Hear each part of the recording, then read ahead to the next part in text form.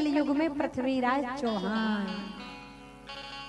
इतिहास पढ़ा होगा ना, क्योंकि जब पृथ्वीराज चौहान जी को दुश्मनों ने पकड़ लिया और नेत्र बंद कर दिए, तब उनके मंत्री विद्यावान ने कहा था कि 4 बांस 24 गज अंगुल अष्ट प्रमाण, ताऊ पर सुल्तान है मत चूका चौहान।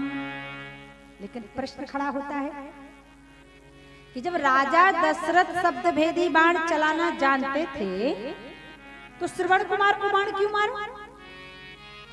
क्योंकि जब श्रवण कुमार ने जल भरा अपने माता पिता को पिलाने के लिए, तो आवाज कहां से निकली?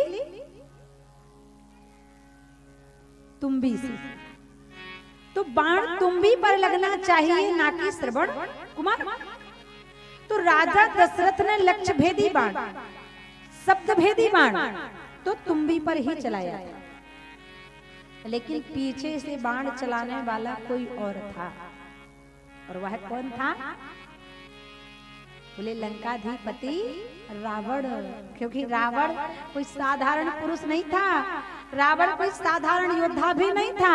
रावण 4 वेद 6 शास्त्र 18 पुराण और 14 विद्याएं जानता था। आजकल का व्यक्ति विद्या तो छोड़िए, आजकल का व्यक्ति अगर एक सांप भी मार देता है ना, तो लाठी पर रख के पूरे परसवारा को दिखाता है कि आज मैंने सांप मार दिया, बहुत बहादुरी का काम कर दिया। ठीक है, रावण तो 14 विद्याएं जानता था। हम एक मैथमेटिक्स अगर अच्छे से जानने लगे तो हम बुद्धिमान अपने आप को समझते हैं, लेकिन रावण तो 14 विद्याएं जानता था। और वो रावण की 14 विद्याएं कौन सी है? बोले राग रसायन नृप गति, ये उसकी विद्याएं हैं रावण की।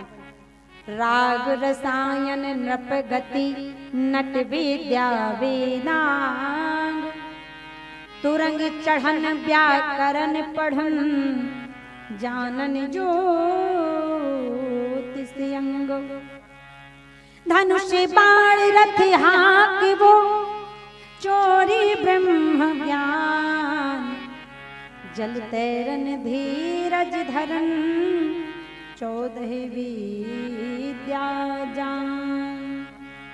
तब पीछे से बाण रावण ने चलाया तो राजा दशरथ को भ्रम हो गया कि मुझसे कहीं चूक हो गई।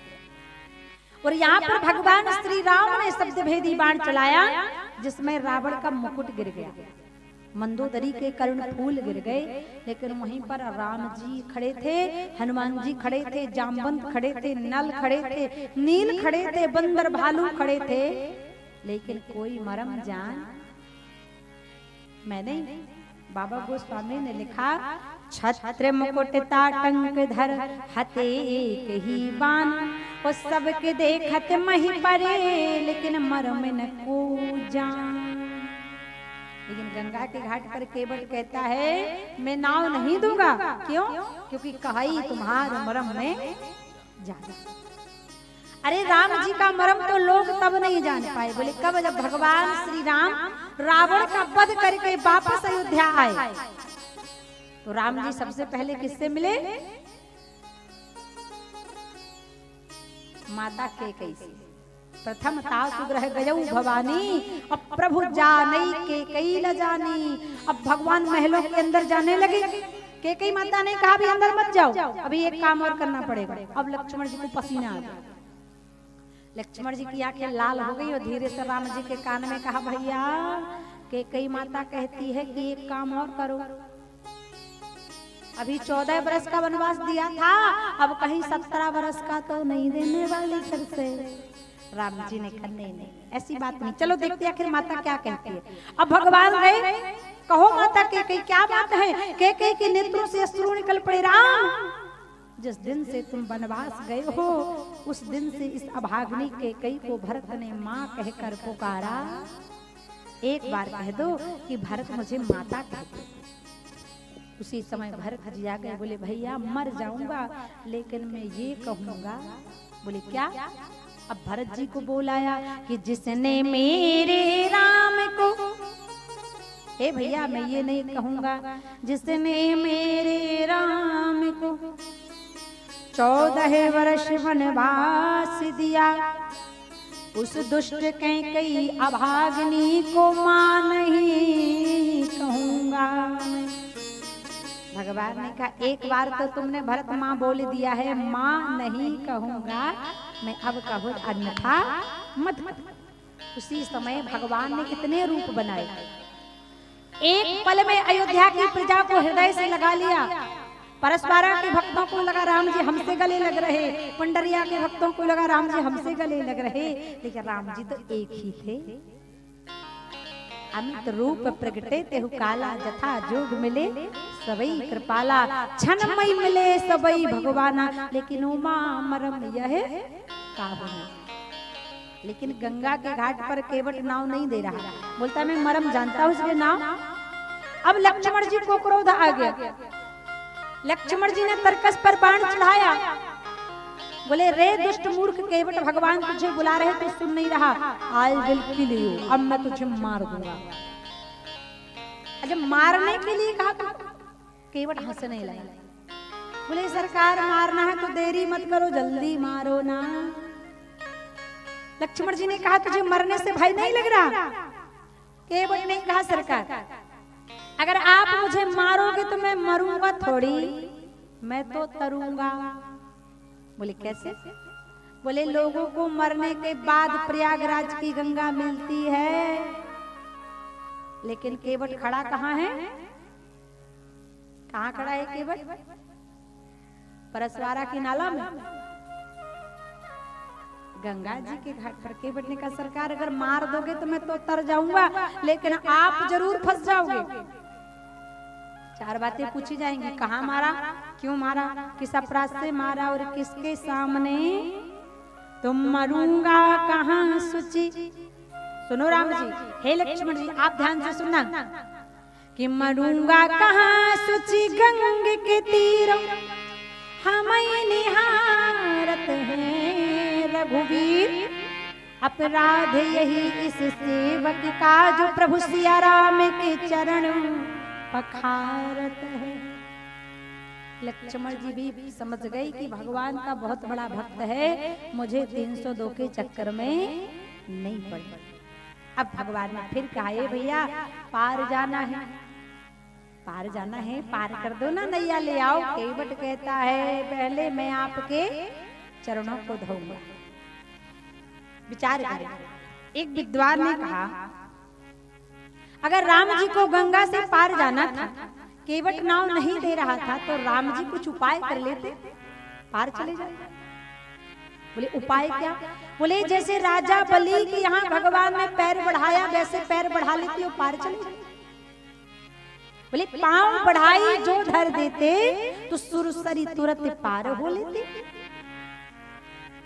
एक विद्वान ने कहा राम जी अकेले होते तो गंगा से पांव बढ़ा के पार हो जाते, लेकिन राम जी अकेले तो थे नहीं, राम जी के साथ में कौन था?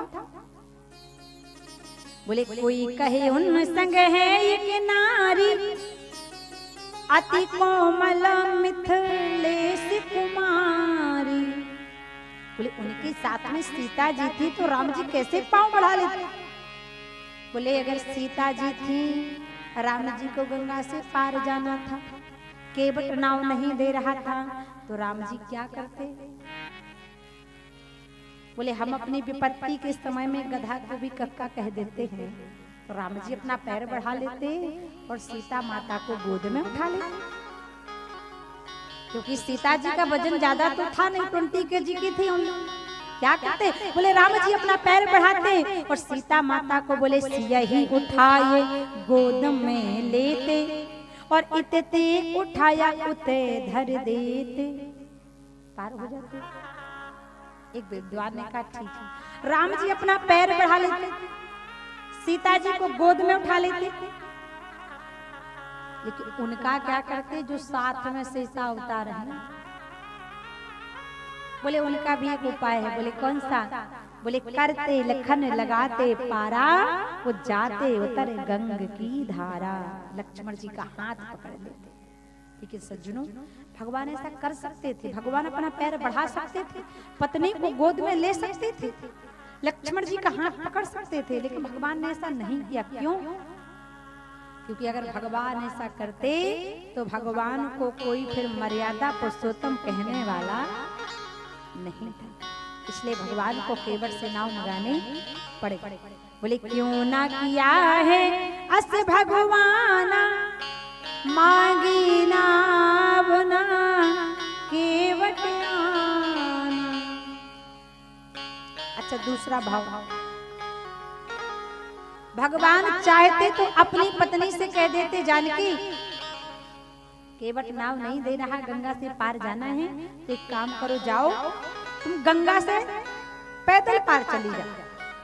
और सीता जी कभी मना करने वाली पतिव्रता स्त्री वही है कि पति आज्ञा दे और पत्नी पति की आज्ञा का उल्लंघन ना करे।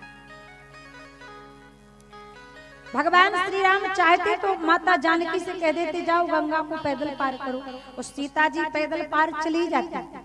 लेकिन राम जी ने सोचा, जानकी गंगा से पैदल पार जाती अगर, तो उनके साथ एक घटना घट जाती। वो घटना कौन सी? राम जी ने सोचा कि पैदल उतारो जाय सी गंगा, तो पतिव्रत धर्म होत सब भंगा। पतिव्रता स्त्री को कभी कमर तक जल के नीचे प्रवेश नहीं करना चाहिए। क्यों? क्योंकि पतिव्रता स्त्री जब कमर तक जल के नीचे प्रवेश करती हैं तो उनका पतिव्रत धर्म नष्ट हो जाता है, क्योंकि जल में वरुण देवता का निवास होता है। इसलिए भगवान को केवट से नाव मंगानी पड़ गई। बोले तब सिय को आयो है ध्याना, इसलिए लिखना पड़ा मांगी नाव न केवट आना। तीसरा भाव, राम जी ने सोचा केवट नाव नहीं दे रहा, सीता जी को गोद में उठा लेते हैं। वो भगवान जब गोद में उठाने लगे तो भगवान के ऊपर नजर पड़ी, और ऊपर कौन है? भगवान सूर्य। सूर्य भगवान सीता जी के ससुर लग रहे। राम जी ने कहा, अगर मैं इनके सामने गोद में लूंगा तो मेरे कुल को कलंक लगने में समय। ऊपर तपे जो सूर्य करारे, सो रवि बाबा लगत तुम्हारे, जो सुर सरी लांघत रघुराई, तो प्रभु को कलंक लग जाए। तो नाव क्यों मंगाई? बोले ताते धराम ताते धर ध्यान, मांगी नाव ना केवट आना, कही तुम्हारे मरम में जान। भगवान श्री राम ने कहा, भैया पार करो। केवट कहता है, प्रभु जब तक मैं चरण नहीं धो लूंगा तब तक पार। भगवान ने कहा, ऐसी बात है? बोले हाँ। केवट बार बार कहता है कि मैं आपका मरम जानता हूं। भगवान ने कहा, इधर आओ, तुम बार बार कहते हो कि मैं मरम जानता हूँ, जरा बताओ तो सही क्या जानते हो। केवट कहने लगा, प्रभु मैं जानता हूँ कि छुअत से लाभ भई। केवट के भाव, केवट कहता है मुझे पता है प्रभु। अच्छा एक बात बताओ, कितने लोग चाहते हैं कि केवट भगवान को गंगा मैया से पार कर दे? जरा दोनों हाथ उठाकर बताओ। अब जितने लोगों ने हाथ उठाया है उतने लोगों को गंगा पार में नाचना भी पड़ेगा। अगर राम जी के गंगा पार में नहीं नाचोगे ना तो फिर संसार से पार होने वाले भी पार जाना कि नहीं जाना।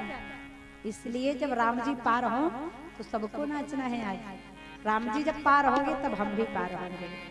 केवट कहता है मैं जानता हूँ छुअत से लाभ भई नारी सुहाई, छुअत से लाभ भई नारी सुहाई, लाभ भई नारी सुहाई।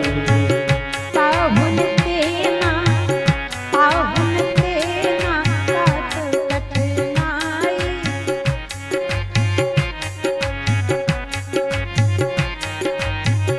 जो नैया नारी बन जे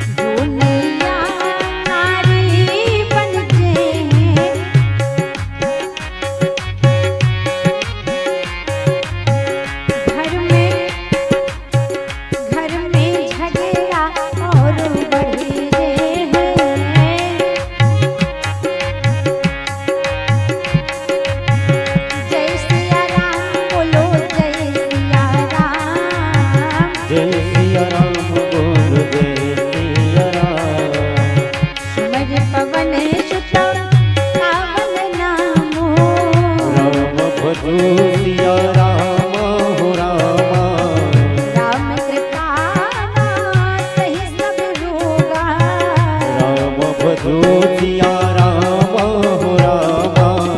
जो यह भांति बने संयोगा, राम भजो सिया रामा हो रामा। जो सब भांति बने संयोग। भगवान श्री राम ने कहा, भैया कहते हो कि मैं